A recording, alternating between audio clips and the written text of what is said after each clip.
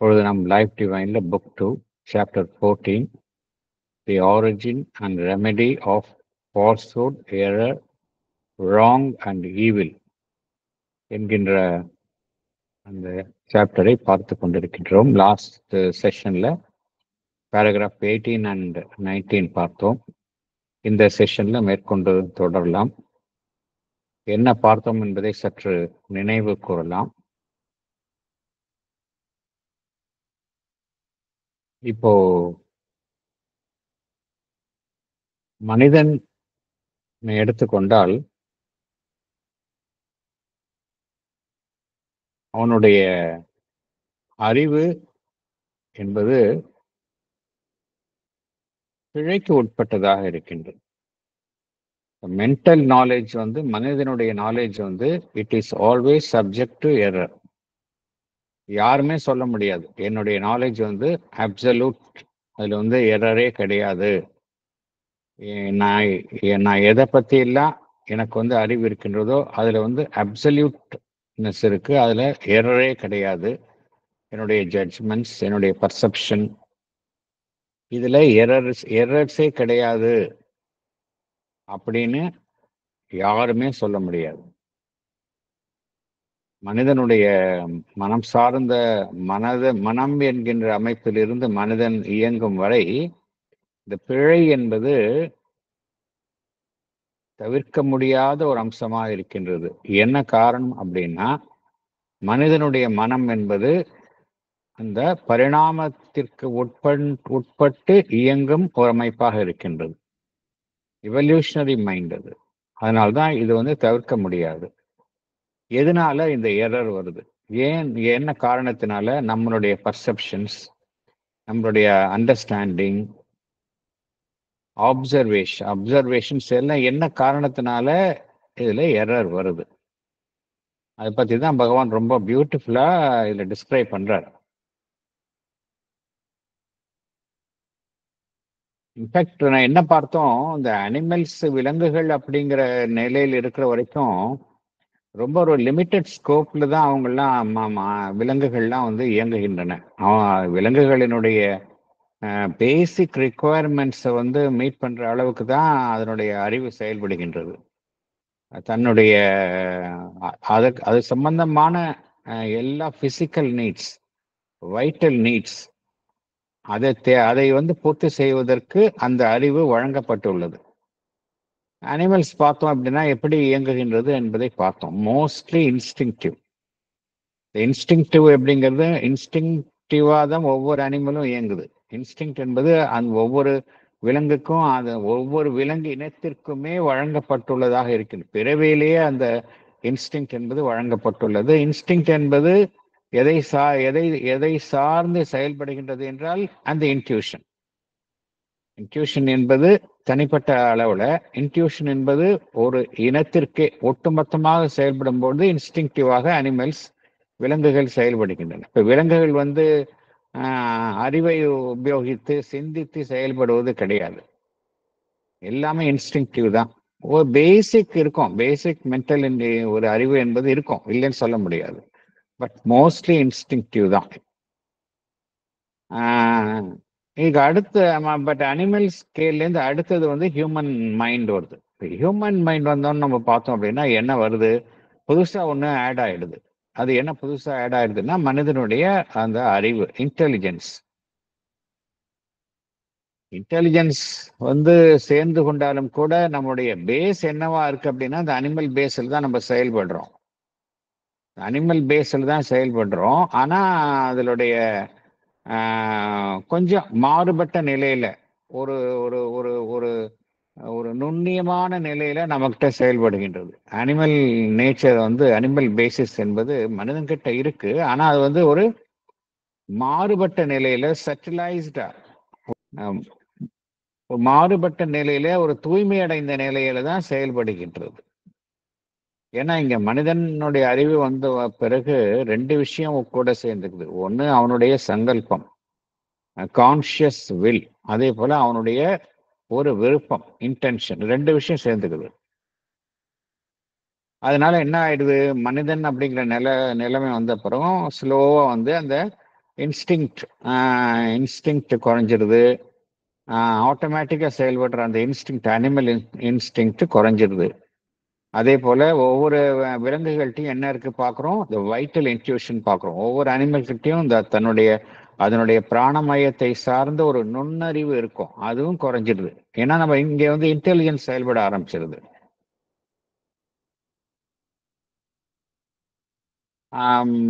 Intuition பார்த்தோம் அப்படின்னா, விலங்குகள்கிட்ட வந்து இன்ட்யூஷன் வந்து இன்ஸ்டிங்க்டா மாறி செயல்படுறத பார்க்குறோம்.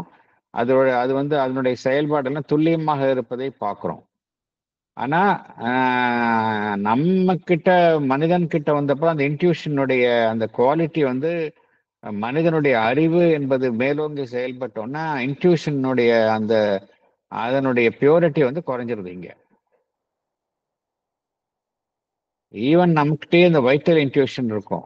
நம்மளை அறியாம நம்மளுடைய வைட்டல் பீயிங் வந்து சில இன்ட்யூஷன்ஸ் நமக்கு தரும். இருந்தாலும் நம்மளுடைய மைண்ட் ப்ரிடாமினா இருக்கிறதுனால அதனுடைய செயல்பாடு பின்னுக்கு தள்ளப்படுகின்றது, அல்லது அது வந்து ஒரு மறைத்து வைக்கப்படுகின்றது. நம்மளுடைய மென்டல் இன்ட்யூஷன் பார்த்தோம் அப்படின்னா அது வந்து ஒரு மிக்சரா தான் இருக்கு, பியூரா கிடையாது. ஏன்னா அங்க நம்ம அறிவு சேர்ந்து கொள்கின்றது. அது வந்து பியோர் கிடையாது. நம்மளுடைய மென்டல் இன்ட்யூஷன் வந்து அலாய் அப்படிங்கிறார் பகவான். அலாய்னா இரண்டு உலோகங்களுடைய கலப்பு, அப்படிதான் அது நம்மளோட மனதிற்கு தகுந்த மாதிரி மாற்றி அமைக்கப்படுகின்றது அப்படிங்கிறார். இப்ப அனிமல்ஸ் கிட்டையும் பார்த்தோம் அப்படின்னா அந்த இன்ட்யூஷன் இருக்கின்றது. இன்ட்யூஷனுக்கு மேல அனிமலுக்கும் ஒரு மேற்புற உணர்வு நிலை அப்படிங்கிறது இருக்கு. சர்ஃபேஸ் கான்சியஸ்னஸ் அப்படிங்கிறது நமக்கும் இருக்கு, அனிமல்ஸுக்கும் விலங்குகளுக்கும் இருக்கு. இந்த விலங்குகளுக்கும் பார்த்தோம் அப்படின்னா அதனுடைய மேற்புற உணர்வு நிலை வந்து அதனுடைய நுண்ணறிவு, அதனுடைய இன்ட்யூஷனுடைய செயல்பாட்டுக்கு கொஞ்சம் அதோட கொஞ்சம் அதோடைய குறுக்கீடு இருக்கும். ஆனால் மனிதன் கிட்ட இருக்கிற மாதிரி அந்த அளவுக்கு அதிகமா இருக்காது. அதுதான் வித்தியாசம். அதனுடைய குறுக்கீடு குறைவான அளவு தான் வந்து விலங்குகள்கிட்ட இருக்கும், மனிதன் கிட்ட அதிகமா இருக்கும். அதான் என்ன காரணம் அப்படின்னா, மனிதன் கிட்ட வந்து அந்த இன்ட்யூஷன் அப்படிங்கிறது கீழே நமக்குள்ளேருந்து ஒரு இன்ட்யூஷன் வருது. உடனே நம்ம மைண்ட் என்ன செய்கின்றது, நம்முடைய அறிவு என்ன செய்கின்றது, அது இன்ட்யூஷன் வெளியில வந்து செயல்படுவதற்கு முன்னாலே நம்முடைய அறிவு அதை குறுக்கிட்டு அது தன்னுடைய அது அந்த அது தன்னுடைய அது தன்னுடைய ஒரு எண்ணத்தையோ தன்னுடைய ஒரு சாயத்தையோ அதன் மேல பூசுகின்றது. அதனால ஒரு மென்டல் இன்டர்பிரிட்டேஷன் எல்லா இன்ட்யூஷன்லையும் பார்த்தோம் அப்படின்னா ஒரு மனதினுடைய ஒரு உருவாக்கங்கள், மனதினுடைய ஒரு இன்ஃப்ளூயன்ஸ், மென்டல் இன்டர்பிரிட்டேஷன் எல்லாத்துலேயும் சேர்ந்துருது. அதனால தான் வந்து ரியல் இன்டென்டிவ் நாலேஜ் என்பது மனிதனுக்கு கிடைப்பது இல்லை, பிகாஸ் ஆஃப் ஒரு interference of the intelligence, mental intelligence. அறிவு வந்து ஒரு குறுக்கீடாகத்தான் நமக்கு இருக்கு.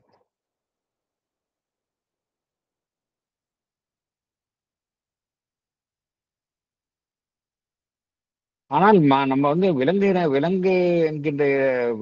விலங்கினம் என்கின்ற நிலையிலேயே இருந்து விட முடியாது. நேச்சுரலி மனிதன் கிட்ட மைண்ட் அப்படிங்கிறது வெளிப்பட்டு வருகின்றது. அந்த மனம் என்பது வெளிப்படுவதனால என்ன ஒரு பாசிட்டிவ் சைடு அப்படின்னா, நம்மளுடைய உணர்வு நிலையினுடைய சக்தி வந்து அதனுடைய எல்லையும் திறனும் வந்து பன்மடங்கு உயர்கின்றது. மனம் என்கின்ற ஒரு அம்சம் நம்மிடம் நன்றாக செயல்படுவதனால்தான் அந்த பரிணாம வளர்ச்சியில் வெளிப்படும் அந்த கான்சியஸ்னஸ் ஃபோர்ஸ், உணர்வு நிலையின் சக்தியினுடைய எல்லையும் வீச்சும் பார்த்தோம் அப்படின்னா, திறனும் பார்த்தோம் அப்படின்னா பன்மடங்கு மனிதனிடத்தில் செயல்படுவதை காணலாம். அது விலங்குகள்கிட்ட அந்த அளவுக்கு செயல்படாது. இந்த ரேஞ்ச் அண்ட் கெப்பாசிட்டி வந்து மனிதனுடைய மனதிற்குத்தான் அதிகமாக இருக்கின்றது. ஆனால் அதே சமயம் பிழையும் எந்த அளவுக்கு நம்மளுடைய அந்த ரேஞ்ச் அண்ட் கெப்பாசிட்டி வந்து அதனுடைய அந்த பரிணாமத்தில் வெளிப்படும் உணர்வு நிலையினுடைய சக்தி எந்த அளவுக்கு அதிகமாகி மனம் என்கின்ற நிலையில் காணப்படுகின்றதோ அதே அளவுக்கு அதனுடன் கூட பிழையும் சேர்ந்து காணப்படுகின்றது. Range and capacity of error அப்படிங்கிறார், அதுவும் வந்து அதே அளவுக்கு பெருகுகின்றது. பிகாஸ் இது ரெண்டும் ஒரு சேர தான் இருக்கும். அதுதான் அதுதான் பகவான் ஸ்ரீ அரவிந்தர் என்ன சொல்றார் அப்படின்னா, பரிணாமத்திற்கு உட்பட்ட மனிதனுடைய மனம் வந்து பார்த்தோம் அப்படின்னா, அதை எது வந்து தொடர்ந்து பின் தொடர்ந்து பின் அதை தொடர்ந்து எது பின் செல்கின்றது என்றால், அந்த பிழை என்கின்ற ஒரு நிழல் தான் வந்து அதனுடைய நிழல் போல பின்தொடர்ந்து செல்கின்றது அப்படிங்கிறார். எந்த அளவுக்கு நம்மளுடைய கான்சியஸ்னஸும் நாலேஜும் வளர்ந்து கொண்டே போகின்றதோ அந்த அளவுக்கு அந்த பிழையும் கூடவே செல்கின்றது. மனம் என்கின்ற நிலை இருக்கின்ற வரைக்கும் அந்த பிழை என்பது கூடவே இருக்கின்றது என்று பகவான் குறிப்பிடுகின்றார். என்ன காரணம் அப்படின்னா, ஆக்சுவலி மைண்ட் வந்து பார்த்தோம் அப்படின்னா it's in divided status. Mental consciousness வந்து அதோடைய கான்சியஸ்னஸ் வந்து டிவைடட் கான்சியஸ்னஸ். எப்ப இந்த பிழை என்பது முற்றிலும் நீக்கப்படும் அப்படின்னா, when the mind becomes one with a super mind, அப்பதான் அதனுடைய கான்சியஸ்னஸ் வந்து ஒன்னஸ் இருக்கும். அங்க பிழை என்பது அறவே இருக்காது. as long as we live in the mind, we are always subject to error அப்படிங்கிறார் பகவான். இப்போ அது காரணம் என்ன அப்படின்னு பார்த்தோம் அப்படின்னா, நம்மளுடைய இக்னோரன்ஸ் சர்ஃபேஸ் கான்சியஸ்னஸ் பார்த்தோம். இக்னோர் சர்ஃபேஸ் கான்சியஸ்னஸ் வந்து இக்னோரண்டா இல்லாம பியோர்லி இன்ட்யூஷன்லயே செயல்படும் அப்படின்னா நிச்சயமாக இந்த பிழை இருக்காது. ஏன் அப்படின்னா, இன்ட்யூஷன் என்பது இன்ட்யூஷன் வந்து எங்கிருந்து வருகின்றது, இன்ட்யூஷனோட ஆரிஜின் என்னன்னு பார்த்தோம் அப்படின்னா சூப்பர் மைண்ட் அப்படிங்கிறார். இன்ட்யூஷன் என்பது சூப்பர் மைண்ட்ல இருந்து வரக்கூடிய ஒரு ஒளி அப்படிங்கிறார். அதனாலதான் வந்து அது வந்து எப்பொழுதுமே வந்து அதனுடைய செயல்பாடு வந்து துல்லியமாக இருக்கும் அப்படிங்கிறார். அதே போல இன்ஸ்டிங் வந்து நமக்கு வரக்கூடிய இன்ஸ்டிங்லாம் வந்து பியோர்லி பேஸ்ட் ஆன் இன்ட்யூஷன் இருந்ததுன்னா நேச்சுரலி அதுவும் கரெக்டா இருக்கும். அதே போல மனிதனுடைய அறிவு என்பது டாமினண்டா செயல்படாம இன்ட்யூஷனுக்கு இணக்கமாக செயல்பட்டதுன்னா நம்மளுடைய மைண்ட் மூலமாக அது வெளிப்பட்டாலும் கூட அதுவும் சரியா இருக்கும். மனிதனுடைய அறிவும் வந்து சரியா இருக்கும், பிழை இல்லாம செயல்படும். ஆனா அது மாதிரி இல்லை, இட் இஸ் நாட் பாசிபிள். என்ன காரணம் அப்படின்னா, அந்த பரிணாமத்துல இது வந்து தவிர்க்க முடியாத ஒரு விஷயமா இருக்கின்றது.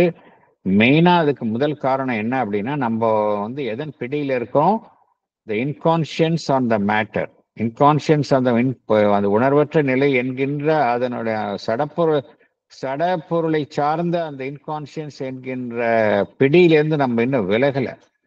அதுல விலகாத வரைக்கும் நமக்கு வந்து இந்த நம்மளுடைய நாலேஜ் வந்து பியூரா இருக்காது. நாலேஜ் வந்து பியூர்லி இன்ட்யூட்டிவா இருக்காது அப்படிங்கிறார். மிக்சரா தான் இருக்கும் அப்படிங்கிறார். அதனாலதான் நம்மளுடைய சர்ஃபேஸ் கான்சியஸ்னஸ் எப்பொழுதுமே இக்னோரண்டா தான் இருக்கும். ஏன் அப்படின்னா, நம்மளுடைய சர்ஃபேஸ் கான்சியஸ்னஸ் வந்து எதனுடைய பிடியில் இருக்கின்றது, இன்கான்சியன்ஸ்னுடைய பிடியில் இருக்கிறதுனால it will be always ignorant அப்படிங்கிறார். அது மட்டும் அல்லாம பகவான் என்ன சொல்றார், நம்மளுடைய மேற்புற உணர்வு நிலை அவ்வாறு தன்னுடைய குறையை வந்து அது போற்றி பாதுகாக்கின்றது அப்படிங்கிறார். It is impel to cherish this defect அப்படிங்கிறார். நம்ம வந்து நம்மளுடைய குறையை வந்து போற்றி பாதுகாக்கின்றோம். எப்படி பாதுகாக்கின்றோம் என்றால், நமக்கு வந்து ஒரு விஷயம் பத்தி தெரிஞ்சுக்கணும்னு விரும்புறோம். இன்ட்யூட்டிவா நமக்கு வந்து ஒரு சில இன்டிமேஷன் கிடைக்குது. ஆனா நம்மளுடைய அறிவு என்ன சொல்கின்றது, அதெல்லாம் கிடையாது, எனக்கு இதை பத்தி நல்லா தெரியும், இதுதான் 2+2 4ங்கிற மாதிரி என்னுடைய அறிவு செயல்பட்டு இப்படிதான் இருக்கும், அது இன்ட்யூஷன் அப்படிங்கிறதெல்லாம் அங்கே வந்து கிடையாது அப்படின்னு நம்ம அறிவை வந்து நம்ம ஒரு ஒரு ஒரு விஷயத்தை பொறுத்த வரைக்கும் ஒரு வலுவான யோசனையை நமக்கு வழங்குகின்றது. நாம் அங்க இன்ட்யூஷனை புறக்கணிக்கின்றோம். அதனால்தான் பகவான் என்ன சொல்றார், நம்ம வந்து நம்முடைய சர்ஃபேஸ் கான்சியஸ்னஸ் வந்து அதனுடைய குறையை வந்து அது போற்றி பாதுகாக்கின்றது அப்படிங்கிறார். ஏன்னா மனிதன் வந்து அவனுடைய டேட்டா கேட்ஜெட்ஸ் அதெல்லாம் வச்சுக்கிட்டு அது மூலமா கிடைக்கக்கூடிய விஷயத்தை தான் நம்புவானே தவிர, ஒரு இன்னர் ப்ராம்ப்டிங் இன்னர் நாலேஜ் வந்ததுன்னா அதை அவன் ஏத்துக்க மாட்டேங்கிறான். இதுதான் காரணம் அப்படிங்கிறார். அதே போல ஆனா இது ஏன் இப்படி இருக்கணும், நம்ம பிழைக்கு உட்படாம செயல்படலாமே. பியோர்லி நம்மளுடைய நாலேஜ் சர்ஃபேஸ் நாலேஜ் கான்சியஸ்னஸ் வந்து அந்த இக்னோரன்ஸ்லாம் இல்லாமல் பியோர் நாலேஜில் செயல்படலாமே அப்படின்னா அது ஏன் முடியாது அப்படின்னா, அந்த இயற்கையினுடைய செயல்பாடு எப்படி இருக்கு அப்படின்னா, அந்த இன்கான்ஷியன்ஸ்லேருந்து வரக்கூடிய பரிணாமத்தினுடைய இயக்கம் வந்து மெதுவாகத்தான் நடைபெற வேண்டும் அப்படிங்கிற ஒரு கதியில தான் நடைபெறும். அதை வந்து நம்ம துரிதப்படுத்த முடியாது. அது எப்படி நடைபெறுகின்றது என்று பகவான் ஒரு ஸ்டேஜ் பை ஸ்டேஜ் தான் இந்த டெவலப்மெண்ட் இருக்கும் அப்படிங்கிறார். அது என்ன ஸ்டேஜ் அப்படின்னா, ஃபர்ஸ்ட் இன்கான்ஷியன்ஸ் இருக்கு. இன்கான்ஷியன்ஸ் என்பது ஃபர்ஸ்ட், அதுக்கு அடுத்த ஸ்டேஜ் இக்னோரன்ஸா மாறுது. இக்னோரன்ஸ் தான் என்னவாக மாறுகின்றது? மிக்சட் நாலேஜ் அல்லது பார்ஷியல் நாலேஜ் அதுவாக மாறுகின்றது. இந்த பார்ஷியல் நாலேஜ் என்பது கம்ப்ளீட்டா டிரான்ஸ்ஃபார்ம் ஆகி சூப்பராமெண்டல் நாலேஜா வருது. ட்ரூத் கான்சியஸ்னஸா ட்ரூத் நாலேஜா வருது. ஸோ இந்த ஸ்டேஜை நம்ம பைபாஸ் பண்ண முடியாது அப்படிங்கிறாரு. ஃபர்ஸ்ட் இக்னோரன்ஸ் இருக்கு, அதுக்கப்புறம் நம்மலாம் இருக்கக்கூடிய நிலையான அந்த partial knowledge, half knowledge half ignorance அப்படிங்கிற நிலையை தான் நம்மலாம் இருக்கிறோம். இது வருது. அடுத்ததுதான் வந்து ட்ரூத் கான்சியஸ்னஸ், ட்ரூத் நாலேஜ் வருது. இந்த ப்ராசஸ் நம்ம வந்து பைபாஸ் பண்ண முடியாது, ஸ்லோவாக தான் நடக்கும். அதனால என்ன சொல்றார் பகவான் இறுதி என்ன சொல்றார்? நம்முடைய இம்பர்ஃபெக்ட் மென்டல் இன்டெலிஜென்ஸ், அதாவது குறைபாடுடைய மனதை சார்ந்த அறிவு என்பது இந்த பரிணாமத்துல வந்து தவிர்க்க முடியாத ஒரு நிலை. நம்ம அடுத்த நிலைக்கு போறதுக்கு முன்னாடி, இந்த ஹையர் டிரான்ஸ்ஃபர்மேஷன் போறதுக்கு முன்னாடி இது ஒரு தவிர்க்க முடியாத நிலை அப்படின்னு பகவான் சொல்றார். இப்போ அடுத்த வரக்கூடிய பேராகிராஃப் 2020லையும் எப்படி எதனால இந்த பிழைகள்லாம் ஏற்படுது அப்படிங்கிறத வந்து பகவான் நம்ம விளக்குகின்றார். நம்ம உள்ளே செல்லலாம் அதற்கு. Book 2, Chapter 14, The Origin and Remedy of Falsehood, Error, Wrong and Evil. Paragraph 20. There are, in practical fact, two poles of the conscious being between which the evolutionary process works. One, a surface nescience, which has to change gradually into knowledge.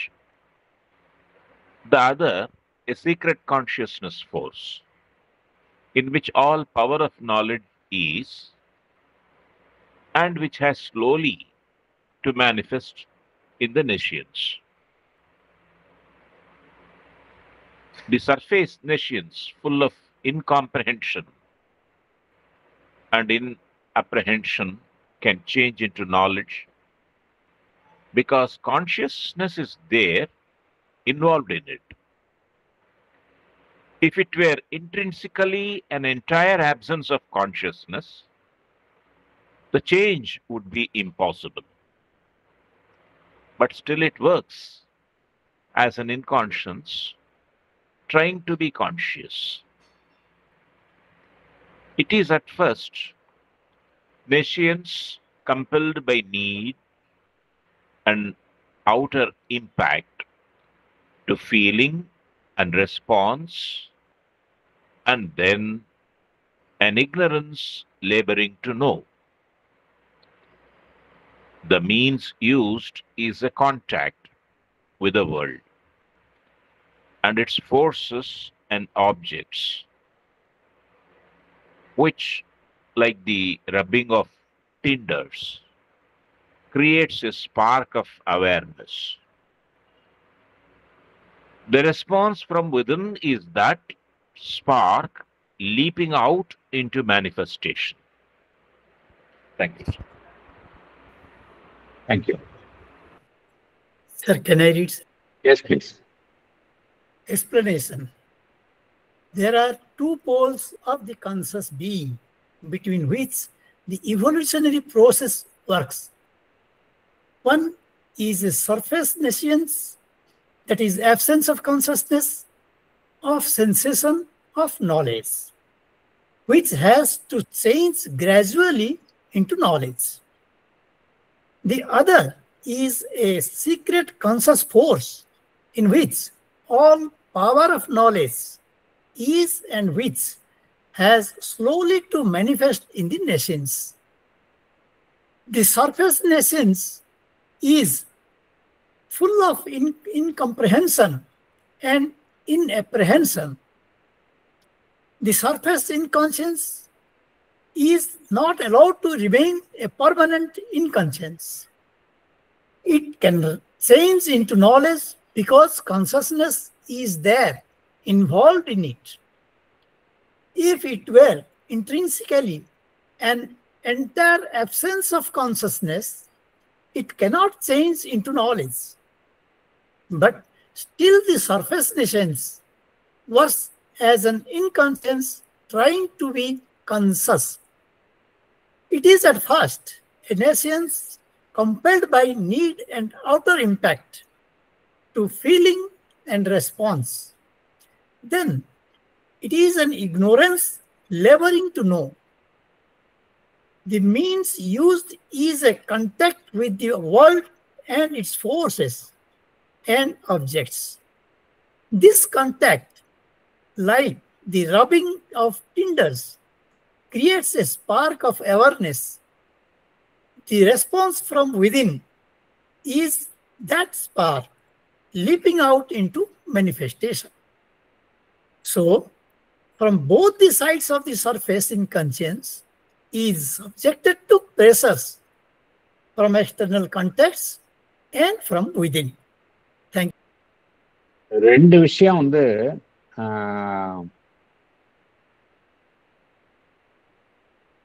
ரெண்டு முக்கியமான அமைப்புகள் வந்து மத்தியில நம்ம செயல்படுறோம். நம்ம எப்படி எங்க இருக்கிறோம்? நம்ம இப்போ பேசுறோம் அப்படின்னா நம்ம மேற்புற உணர்வு நிலையிலேருந்து பேசுறோம், பார்க்குறோம், செயல்படுறோம். எல்லாம் மோஸ்ட்லி நம்ம எல்லாருமே வந்து நம்மளுடைய மேற்பரப்பில் தான் நாம் அனைவருமே வாழ்கின்றோம். சர்ஃபேஸ் கான்ஷியஸ்னஸ் தான் இருக்கும்.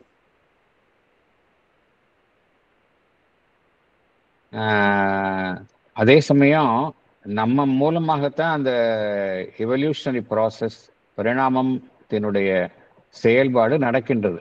நம்ம மூலமாக தான் நடக்கின்றது. மனிதன் அப்படிங்கிற வந்தப்புறம் அந்த பரிணாமம் நடந்து கொண்டே இருக்கின்றது. அது எப்படி நடக்குது அப்படின்னா, இரண்டு அமைப்புகளுக்கு இடையில ஊடாகத்தான் இந்த பரிணாமத்தினுடைய செயல்பாடு நடக்கின்றது அப்படிங்கிறார். ஒரு பக்கம் பார்த்தோம் அப்படின்னா நாம் இருக்கக்கூடிய நிலை சர்ஃபேஸ் நெஷன்ஸ் அப்படிங்கிறார். சர்ஃபேஸ் நெஷன்ஸ் என்ன அர்த்தம்? நம்ம அறியாமையில் இருக்கக்கூடிய நம்மளுடைய மேற்புற உணர்வு நிலையில இருக்கிறோம். நம்ம சர்ஃபேஸ் நெஷன்ஸ். ஆனா அறியாமையிலேயே அது இருக்கின்றதா என்றால் கிடையாது. அது கிராஜுவலா நம்ம ஏற்கனவே பார்த்தோம். அறியாமையிலிருந்து கிராஜுவலா நாலேஜ் அப்படிங்கிற நிலைக்கு அது வந்து மாறுது. இது மேற்புறப்புல இருக்கு. அதே சமயம் நமக்கு உள்ள ஒரு கான்சியஸ்னஸ் ஃபோர்ஸ் இருக்கு.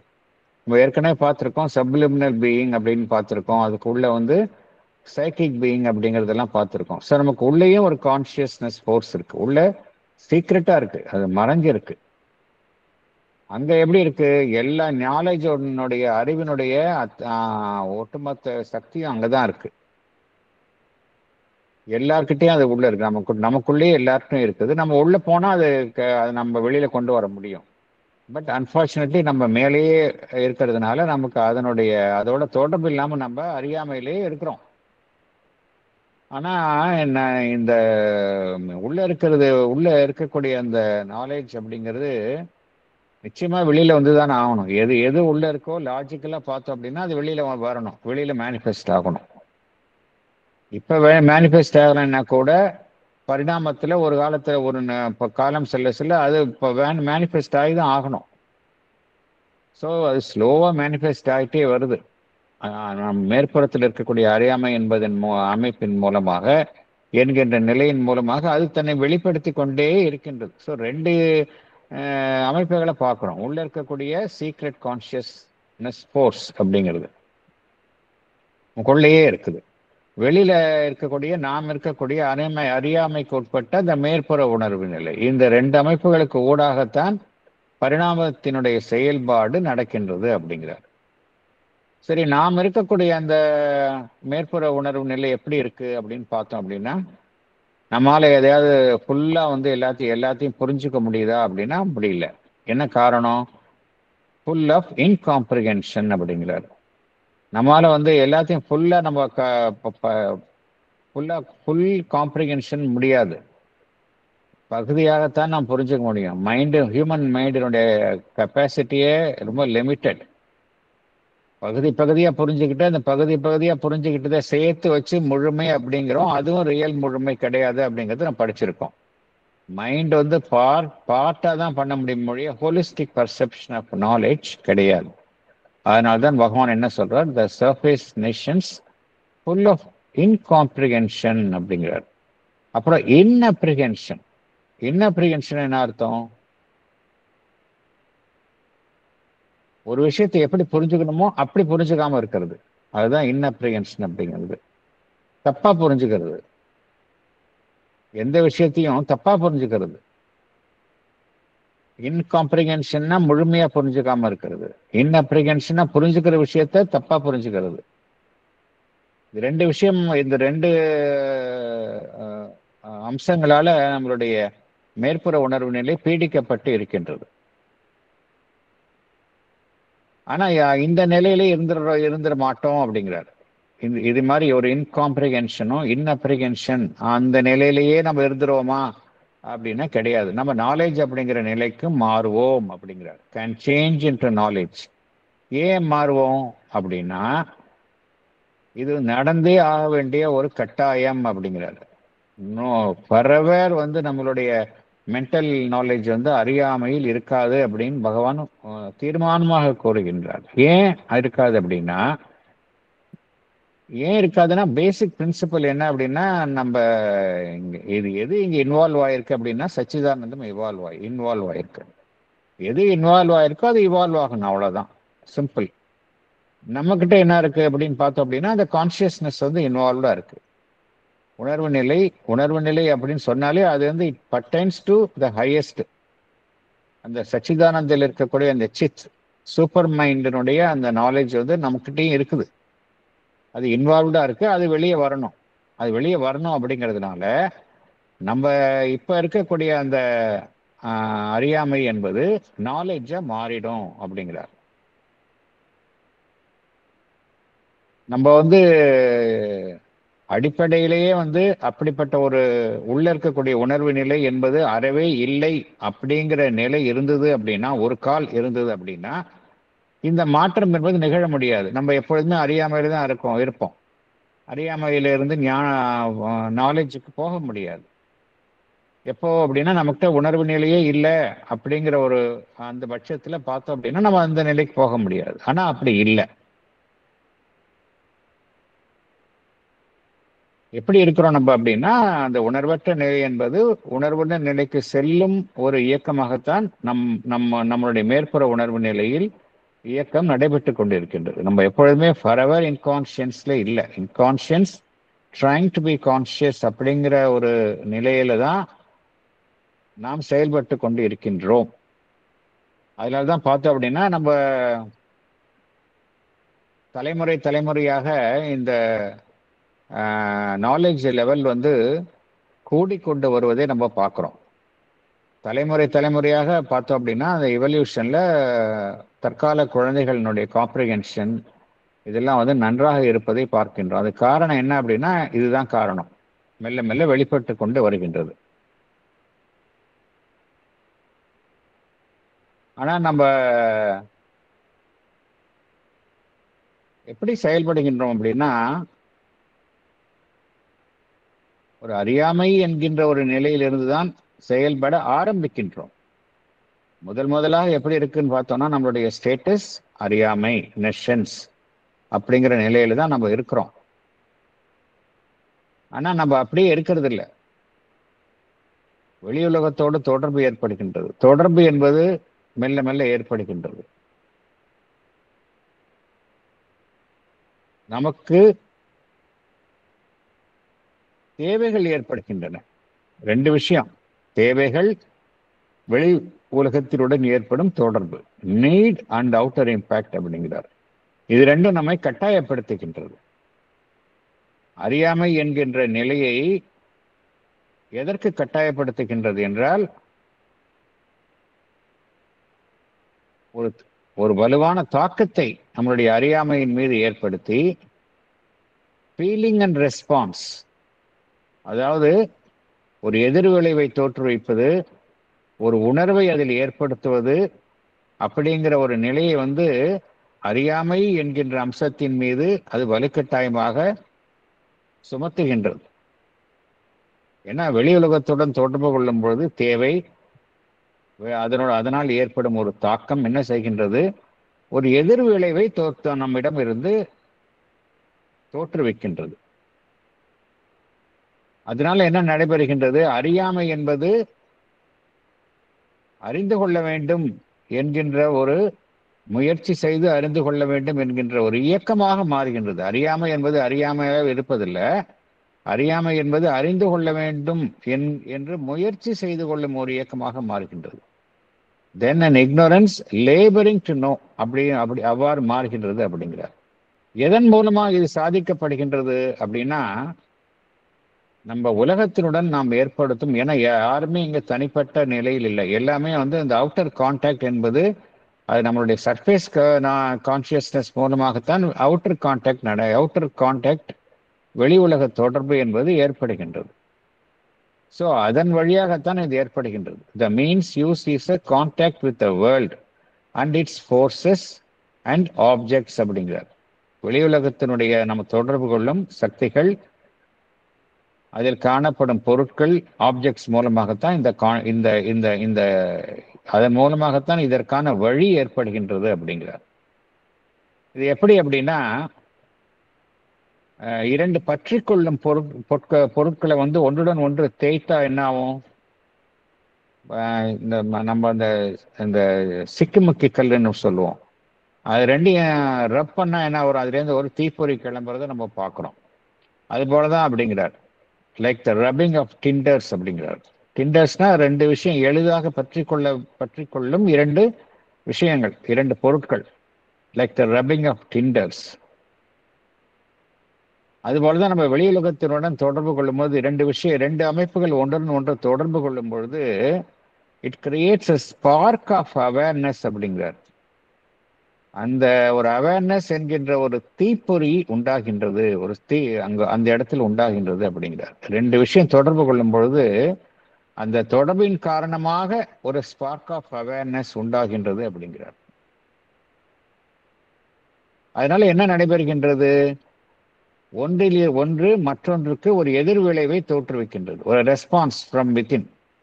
அதனுள் இருந்து எதனுடன் தொடர்பு கொள்கின்றதோ அதற்கு தக்கவாறு ஒரு எதிர் விளைவு அதனுள் இருந்து வெளிப்படுகின்றது. The response from within is that spark leaping out into manifestation.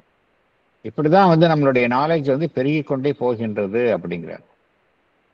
நம்ம நாலேஜ் வந்து அறியாமை என்பது கிடையாது. அறியாமை என்பது ரெண்டு விஷயத்தினால நம்ம அந்த பரிணாம வளர்ச்சி நடைபெறுகின்றது அப்படிங்கிறார்.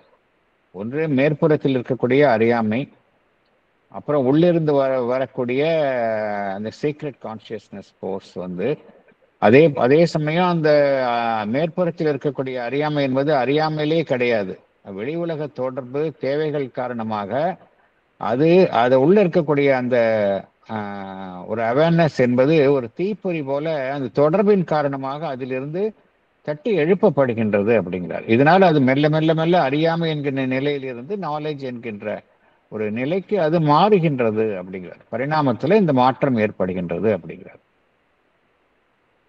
அடுத்தது போகலாம்.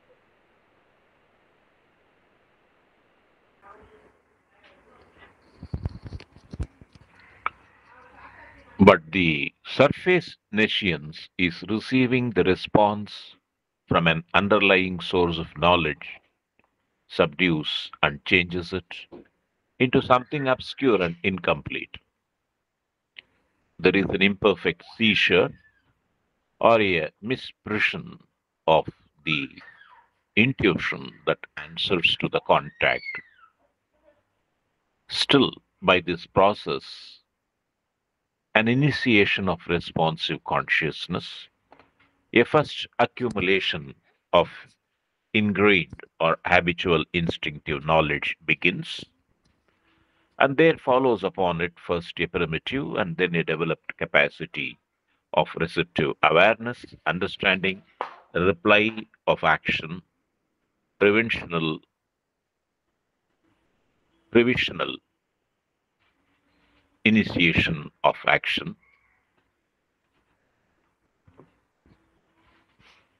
an evolving consciousness, which is half knowledge, half ignorance. All that is unknown is met on the basis of what is known. But as this knowledge is imperfect, as it receives imperfectly and responds imperfectly to the contacts of things, there can be a misprision of the new contact as well as a misprision of or deformation of the intuitive response, a double source of error.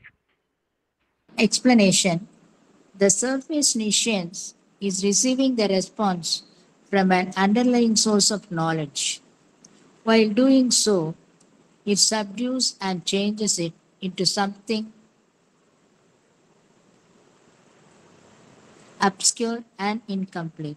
There is an imperfect grasping or a misinterpretation of the intuition that answers to the contact. Still, by this process, an initiation of responsive consciousness, a first accumulation of ingrained or habitual instinctive knowledge begins. Then, this instinctive knowledge is followed first by a primitive and then a developed capacity of receptive awareness, understanding, reply of action, provisional initiation of action. All this constitutes an evolving consciousness which is half knowledge, half ignorance. All that is unknown is met on the basis of what is known. But this knowledge is imperfect. It receives imperfectly and responds imperfectly to the contact of things. Therefore, there can be a misinterpretation of new contact as well as misinterpretation or deformation of the intuitive response. In the process, there are two factors which make error inevitable. First is when there is a contact from outside, we grasp it in such a way that there is ample possibility of wrong grasping, incomplete grasping, mistaken grasping. There is also the misinterpretation of an intuitive response of the mind. This becomes a double source of error. Thank you, sir. Thank you. இது நமக்கு என்ன நடக்குதோ அதுதான் சொல்றாரு பகவான். இது அந்த language வந்து ரொம்ப டெக்னிக்கலா இருக்கிறதுனால நமக்கிட்ட என்ன நடக்குதோ அது அப்படியே தான் துல்லியமா பகவான் வந்து அது எப்படி இந்த ப்ராசஸ் எப்படி நம்ம பிழைக்கு உட்பட்டு செயல்படுறோம், நம்மளுடைய புரிதல் அறிவு எல்லாம் எப்படி பிழைக்கு உட்பட்டு செயல்படுகின்றது அப்படிங்கிறது தான் வந்து பகவான் துல்லியமா அதனுடைய செயல்பாட்டை அக்குவேறு ஆணிவேராக துல்லியமாக இங்க அலசி ஆராய்கின்றார். நம்ம பார்த்தோம், நம்ம எல்லாமே வந்து இந்த மேற்புறத்தில் இருக்கின்றோம், உணர்வு நிலையில அறியாமையில் இருக்கின்றோம் அப்படிங்கிறத பார்த்தோம். ஆனா அதே சமயம் நமக்கு உள்ள இருக்கக்கூடிய ஒரு சீக்ரெட் நாலேஜ் இருக்குன்னு பார்த்தோம். சீக்ரெட் கான்சியஸ்னஸ் ஃபோர்ஸ் அப்படிங்கிறது உள்ள இருக்கு. அதுலேருந்து நமக்கு வந்து தொடர்ந்து அதுலேருந்து நமக்கு வந்து ஒரு தகவல்கள் வந்து கொண்டே இருக்கின்றன. அதுலேருந்து ஒரு ரெஸ்பான்ஸ் வந்து கொண்டே இருக்கின்றது. அது வந்து கம்ப்ளீட்டா அது மாதிரி வரக்கூடிய அந்த தகவல்கள், அந்த இன்டிமேஷன்ஸ் வந்து பியூரா இருப்பது இல்லை. ஏன்னா அது இந்த மொமெண்ட் நம்ம மேற்புறத்திற்கு வந்த பிறகு வந்த உடனே என்ன ஆயிடுது அப்படின்னா அது மெசேஜினுடைய ஒரு தன்மை வந்து குறைந்து விடுகின்றது. அதனுடைய தன்மை, அதனுடைய அம்சம், அதனுடைய பியூரிட்டி வந்து குறைஞ்சிருது. உள்ள இருக்கிற நாலேஜ் வந்து பியூரா இருக்கு. இந்த மொமெண்ட் நம்ம மேற்புறத்துல வந்த பிறகு அது எப்படி மாறிடுது அப்படின்னா தெளிவில்லாத ஒரு விஷயமாகவும் முழுமை இல்லாத ஒரு விஷயமாகவும் மாறுகின்றது. அப்ஸ்கியூர் அண்ட் இன்கம்ப்ளீட் என்ன அர்த்தம்? அப்ஸ்கியூர்னா தெளிவில்லாத விஷயம், இன்கம்ப்ளீட்னா முழுமையற்றதாக இருக்கின்றது. உள்ள இருக்கிற வரைக்கும் அது பியூரா இருக்கு. இந்த மொமெண்ட் நம்ம மேற்புறத்தை டச் பண்ண பிறகு, ஏன்னா மேற்புறத்தில் நம்ம எல்லாமே அறியாமையில் இருக்கின்றோம். இக்னோரன்ஸ் இருக்கிறதுனால எல்லாமே அப்ஸ்கியூரா மாறுகின்றது, இன்கம்ப்ளீட்டா மாறிடும். இதுல என்ன நடைபெறுகின்றது என்ன அப்படின்னா, எதை புரிஞ்சுக்கிறோமோ நம்ம வந்து அதை வந்து முழுமையாக புரிந்து கொள்வது இல்லை. இம்பர்ஃபெக்ட் கிராஸ்பிங் அப்படிங்கிறார். இது நடக்குதா இல்லையா நமக்கிட்ட? நம்ம எல்லாத்தையும் நம்ம சரியா புரிஞ்சுக்கிறோமா அப்படின்னா கிடையாது. நம்மளுடைய கிராஸ்பிங் வந்து இம்பர்ஃபெக்டா தான் இருக்கு. நமக்கு உள்ள இருக்கக்கூடிய அந்த இன்ட்யூஷனை வந்து பகவான் என்ன சொல்றாரு, என்ன there is a misprision of the intuition அப்படிங்கிறார். மிஸ்பிரிஷன் அப்படின்னா என்ன, அந்த வார்த்தைக்கு என்ன அர்த்தம் அப்படின்னா, ஒரு விஷயம் வந்து நமக்கு கிடைக்குது, அதை நம்ம வந்து தவறா வந்து புரிஞ்சுக்கிறது, மிஸ்இன்டர்பிரட் பண்றோம், மிஸ் அண்டர்ஸ்டாண்ட் பண்ணிக்கிறோம். அதுதான் வந்து மிஸ்பிரிஷன் அப்படிங்கிறாரு.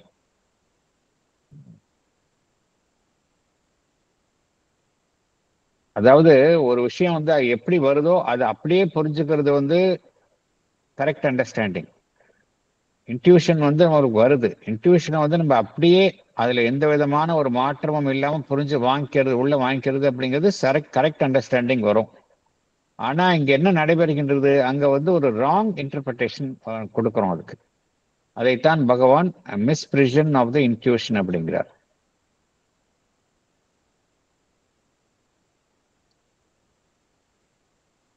அது என்ன செய்கின்றது, ஒரு அந்த தொடர்பினால் ஏற்படும் அந்த அந்த அந்த இன்ட்யூஷன் மூலமாக கிடைக்கக்கூடிய அந்த செய்தியை வந்து தவறாக ஒரு ராங் இன்டர்பிரிட்டேஷன் நம்மளுடைய மேற்புற உணர்வு நிலையினால் வழங்கப்படுகின்றது. இதுக்கு அடிப்படை காரணம் நம்மளுடைய சர்ஃபேஸ் கான்சியஸ்னஸ் வந்து இக்னோரன்ஸ் இருக்கிறதுனால இந்த தவறுகள்லாம் நடக்கின்றது. இருந்தாலும் கூட இது வந்து எதற்கு வந்து ஒரு ஆரம்ப இயக்கமாக இருக்கின்றது என்றால், கான்சியஸ்னஸ் வந்து வெளியில உள்ள தொடர்புகளுக்கு ஒரு எதிர் வினையை புரியும் ஒரு நிலைக்கு ஒரு ஆரம்பமாக இருக்கின்றது.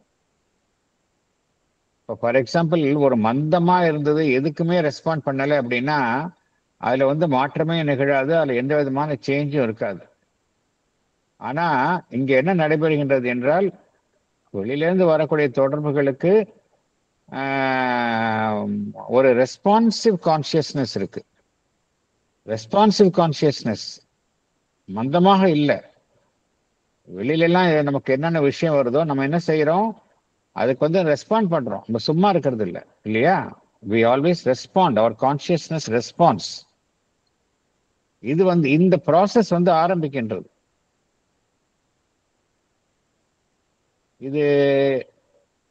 இது வந்து தொடர்ச்சியாக நடைபெற என்ன ஆகும் அப்படின்னா, ஃபார் எக்ஸாம்பிள், நம்ம வந்து வெளியிலேருந்து ஒரு வெப்பமான ஒரு பொருளை தொடுகின்றோம், சூடான ஒரு பொருளை நம்ம தொடுகின்றோம். உடனே என்ன செய்யறோம், உடனே நம்ம வந்து ரெஸ்பான்ஸ் செஞ்சு அந்த பொருளையிலிருந்து அந்த பொருளை வந்து நம்மிடமிருந்து விலக்குகின்றோம். அதாவது எது நமக்கு தேவையில்லையோ அந்த முதல்ல அந்த கான்டாக்ட்னால் நமக்கு வந்து ஒரு உள்ளிலிருந்து ஒரு ரெஸ்பான்ஸ் கிடைக்கின்றது. போக போக என்ன பண்றோம், ஆட்டோமேட்டிக்கா நம்ம பண்ண ஆரம்பிச்சிடுறோம். அதே போல இது வந்து சட ரீதியா பார்க்குறோம். அப்புறம் வைட்டல் ரீதியா பார்த்தோம் அப்படின்னா, எந்த விஷயங்கள் எந்த இமோஷன்ஸ் ஒரு நிலையில வந்து நம்ம பாதிக்கும் போல இருந்தது அப்படின்னா நம்ம என்ன செய்யறோம், நம்ம அதுக்கு அவாய்ட் பண்ணிடுறோம், இல்லை அதுக்கு தகுந்த மாதிரி நம்ம சரியான முறையில் ரெஸ்பாண்ட் பண்றோம். இது வைட்டலா பண்றோம். மென்டலா எப்படி பண்றோம் அப்படின்னா, ஒரு பிரச்சனை வருது அப்படின்னா இந்த பிரச்சனைக்கு வந்து இதுதான் சொல்யூஷன் அப்படிங்கிறத நம்ம சிந்திக்க கத்துக்கிறோம். ஃபர்ஸ்ட் டைம் அந்த பிரச்சனை வர்றப்ப நமக்கு சரியான தீர்வு கிடைக்கிறது இல்லை. போக போக போக ஓகே இதுதான் ப்ராப்ளமா, இதுதான் சொல்யூஷன். ஸோ இது என்ன ஆயிடுது, நம்மளுடைய ரெஸ்பான்ஸ் வந்து ஒரு செட் பேட்டர்னா மாறிடுது. நம்மளுடைய ரெஸ்பான்ஸ் பேட்டர்ன் வந்து ஒரு செட் பேட்டர்னா மாறிடுது. அதுதான் பகவான் சொல்றார். this process of initiation of responsive consciousness, a first accumulation of ingrained or habitual instinctive knowledge begins. இதெல்லாம் போக போக என்ன ஆயிடுது, நமக்குள்ளேயே உள்ள வந்துடுது. இதெல்லாம் இன்கிரைண்டா ஆயிடுது. இந்த சிச்சுவேஷனா இதுக்கு இப்படிதான் ரியாக்ட் பண்ணணும், இந்த விஷயம் நம்மளை பாதிக்குதா, இதுல இருந்து நம்ம இப்படி ரியாக்ட் பண்ணிக்கலாம், இந்த மனிதர் இப்படி நம்மளை பாதிக்கின்ற, நமக்கு இப்படி அவன் மனிதரால நமக்கு இத்தகைய பாதிப்பு ஏற்படுகின்றதா, இல்ல அந்த மனிதருடைய செல்வாக்கு நம்மை நல்ல மகிழ்ச்சியை தருகின்றதா அப்படின்னா அவரிடம் வேறொரு மாதிரி நம்ம செயல்பட ஆரம்பிச்சிடுறோம். ஸோ இதைத்தான் பகவான் என்ன சொல்றாரு, இன்கிரைண்ட் ஆர் ஹேபிச்சுவல் இன்ஸ்டிங். நமக்கு அது ஹேபிச்சுவலா மாறிடுது. அது ஒரு ஹேபிச்சுவல் நாலேஜா மாறிடுது. இந்த அறிவு முதல்ல எப்படி இருக்கு, முதல்ல நமக்கு அந்த ரெஸ்பாண்ட், ஒரு ஒரு ஒரு வெளியிலிருந்து வரக்கூடிய தொடர்பு, அந்த தொடர்பு 3 ரீதியில இருக்கலாம். பிசிக்கல் லெவல்ல இருக்கலாம், மென்டல் ரீதியில இருக்கலாம், வைட்டல் பிராணமய ரீதியில இருக்கலாம். எல்லா விதமான நம்ம உலகத்துல தொடர்பு இல்லாம இருக்க முடியாது. தொடர்பு 3 தளங்கள் ஏற்படுகின்றது. ஒவ்வொரு தளங்கள் ஏற்படக்கூடிய அந்த தொடர்புக்கும் நம்ம ஒவ்வொரு விதமாக நம்ம ரியாக்ட் பண்றோம். எப்படி ரியாக்ட் பண்றோம் அப்படிங்கிறது ஃபர்ஸ்ட் டைம் நம்ம கத்துக்கிறோம், அப்புறம் பழக்கமாயிடுது, அதுவே பழக்கமாயிடுது. இதனால என்ன ஆயிடுது, நமக்குள்ள என்ன டெவலப் ஆகுது, ஒரு instinctive knowledge, habitual instinctive knowledge அப்படிங்கிறது டெவலப் ஆயிடுது அப்படிங்கிறார். இது ஃபர்ஸ்ட் ப்ராசஸ். மனுஷன் எப்படி சிந்திக்கிறான் அப்படிங்கிறத சொல்றார்.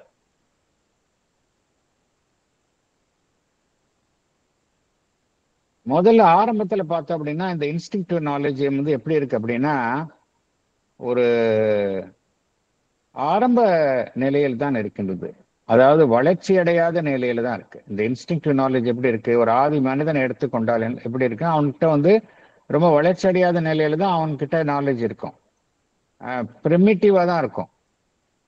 அப்புறம் போக போக எப்படி மாறுகின்றது, அது ஒரு டெவலப்டு கெப்பாசிட்டியா மாறுது. Developed capacity of receptive awareness அப்படிங்கிறத மாறுது. விஷயத்தை சரியாக நம்ம புரிஞ்சுக்கிறோம். ஒவ்வொரு விஷயத்தையும் முதல்ல ஆதி நிலையில புரிஞ்சுக்காம இருந்தாலும் அப்புறம் மெல்ல மெல்ல சரியாக புரிந்து கொள்ள ஆரம்பிக்கின்றோம். ஒரு செயலுக்கு இவ்வாறு தான் செயல்படணும் அப்படிங்கிறதே நம்ம கத்துக்கிறோம். Reply of action, provisional initiation and initiation of action அப்படிங்கிறார். முன்கூட்டியே நம்ம அதை எதிர்பார்த்து செயல்படுதல். ஒரு விஷயம் நடக்க போகின்றது, அதற்கு இப்படிதான் செயல்படணும் அப்படிங்கிறது நம்ம எதிர்பார்த்து செயல்படுதல். ப்ரிவிஷனல் இனிஷியேஷன் ஆஃப், இதெல்லாம் நம்ம டெவலப் பண்ணிக்கிறோம் அப்படிங்கிறார். இதெல்லாம் டெவலப் பண்ணிக்கிறோம். ஒவ்வொரு மனிதனும் இதை டெவலப் பண்ணிக்கிறத நம்ம பார்க்குறோம். குழந்தைகள்லேருந்து இந்த குணங்கள்லாம் வருது. அதே போல மனித குலம் வளர வளர இந்த குணங்கள்லாம் டெவலப் ஆகிறது நம்ம நன்றாக பார்க்கின்றோம். விலங்குகள்கிட்ட பார்க்க முடியும். விலங்குகள்கிட்ட எல்லாம் ஆரம்ப காலகட்டத்தில் இருக்கும், மனிதர்கள்ட்ட நன்றாக வளர்ச்சி அடைந்த நிலையில காணப்படுகின்றோம். இதெல்லாம் தான் நம்மளுடைய பரிணாமத்தில் வளர்கின்ற உணர்வு நிலையை காட்டுகின்றது. இதெல்லாம் எதை காட்டுகின்றது என்றால் நம்ம an evolving consciousness, நம்மகிட்ட இருக்க நம்மிடம் இருக்கின்ற அந்த பரிணாமத்திற்கு உட்பட்டு வளர்கின்ற உணர்வு நிலையைத்தான் இது காட்டுகின்றது. ஆனா அந்த பரிணாமத்திற்கு உட்பட்டு வளர்கின்ற உணர்வு நிலை இவால்விங் கான்சியஸ்னஸ் எப்படி இருக்கு, அது ஃபுல் நாலேஜில் இருக்கா அப்படின்னா கிடையாது. ஹாஃப் நாலேஜ் ஹாஃப் இக்னோரன்ஸ் அப்படிதான் இருக்கு. ஆரம்பத்துல எப்படி இருந்தோம், நம்ம ஃபுல் நெஷன்ஸ்ல இருந்தோம். ஃபுல் நெஷன்ஸ்ல இருந்த நிலையில மெல்ல மெல்ல மனிதன் வளர்கின்றான், பரிணாமத்துல வளர்கின்றான். ஃபுல் இக்னோரன்ஸ்ல இருந்தவன் ஹாஃப் நாலேஜ் ஹாஃப் இக்னோரன்ஸ் அப்படிங்கிற நிலைக்கு மனிதன் மாறுகின்றான். இப்ப இந்த நிலையில என்ன பண்றோம் அப்படின்னா நமக்கு இருக்கிறதெல்லாம் இந்த ஹாஃப் நாலேஜ் ஹாஃப் இக்னோரன்ஸ் தான் நம்ம இப்ப இருக்கிற நிலைமை. எல்லாருமே பார்த்தோம் அப்படின்னா இந்த ஹாஃப் நாலேஜ் ஹாஃப் இக்னோரன்ஸ் அப்படிங்கிற நிலையில தான் இருக்கிறோம். இப்ப நம்ம ஒரு புதுசாக ஒரு விஷயத்த சொல்றாரு, யாராவது ஒருத்தர் சொல்றாரு நம்ம கிட்ட, நான் ஒரு புதுசா ஒரு விஷயம் சொல்றேன், ஏதோ ஒரு விஷயம் சொல்றாரு, புதுசா விஷயம், அவருக்கு தெரிஞ்ச விஷயத்த சொல்றாரு.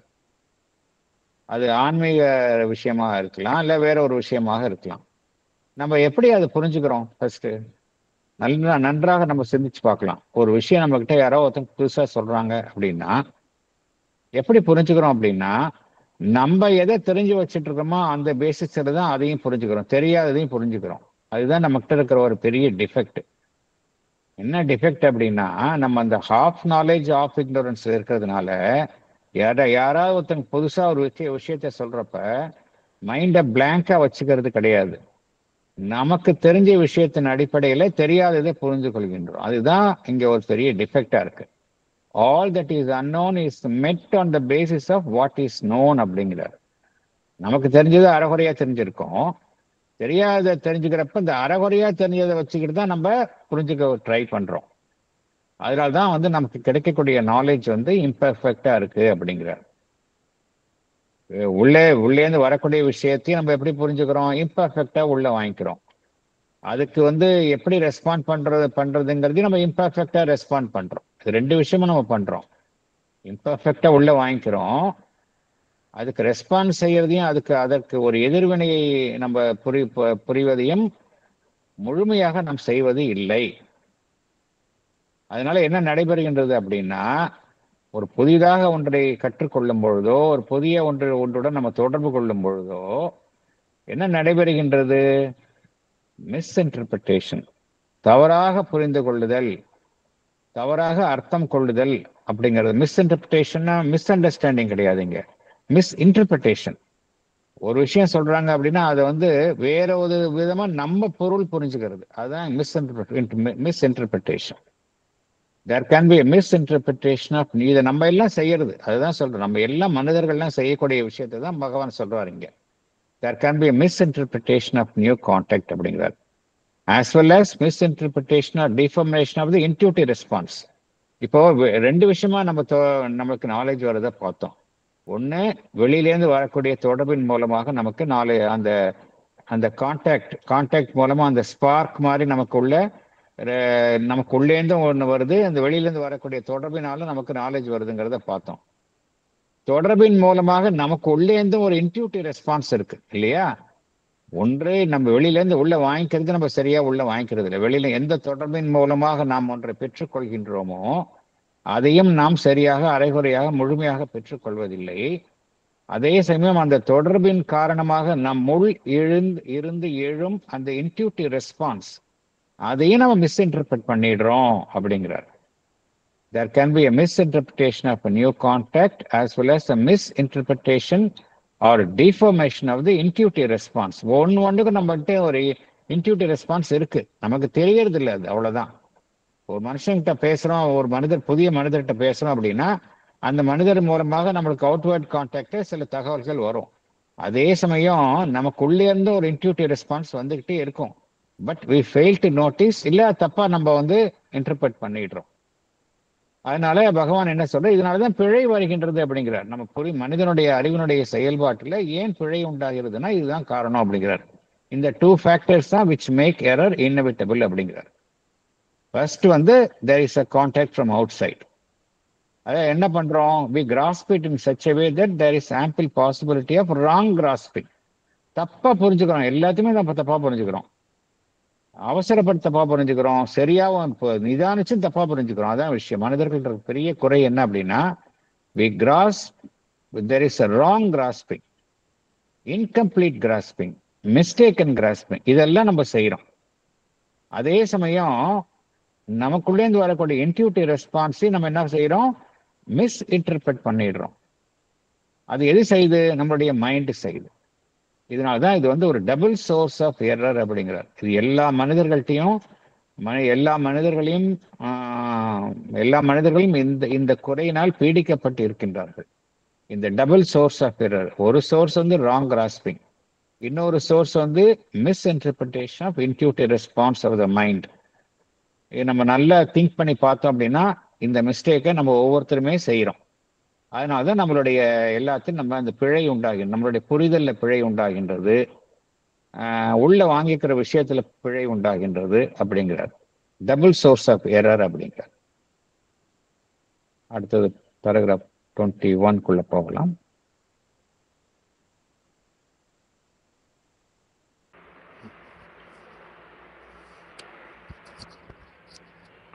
Paragraph 21.